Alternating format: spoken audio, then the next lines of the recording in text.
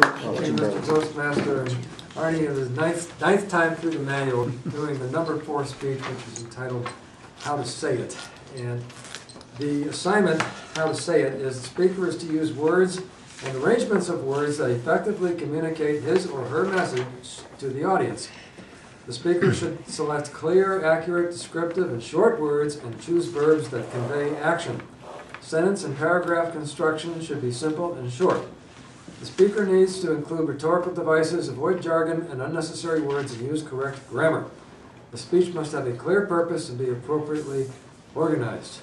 That's a lot to do in one speech. But Arnie did it. And Arnie, the 9th time through, he pretty well got this one down. To me, the number 4 speech out of the 10 is one of the toughest ones. When I'm going through the manual, when I get to number 4, I keep putting it off, and eventually I come up with something and I muddle through it.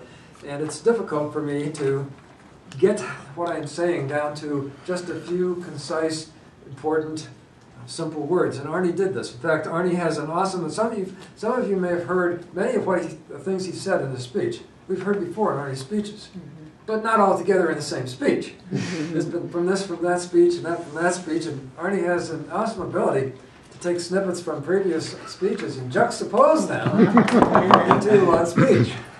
I never thought I'd get to use that word again. This is just a perfect example of that word, the way Arnie put this speech together. You opened with solid, basic phrases that we've heard before, but still got our attention. It's like, do I look fat? I can't count on my hands the number of times you've used that particular quote in your speeches over the last 5 years, but it was still effective. And then during the speech itself, you had a lot of simple, hard-hitting phrases, as well as catchy phrases. A catchy phrase, for example, the Q-tip one. We've heard that before, but again, it was a catchy phrase, and we could relate to it. A couple of examples. Doesn't work for me. Sorry does not cut it. Now you notice he said sorry does not cut it. If he said sorry doesn't cut it, it wouldn't have had the same impact as sorry does not cut it. So I thought that that was effectively used there. Another one, don't take the blame, hear their pain.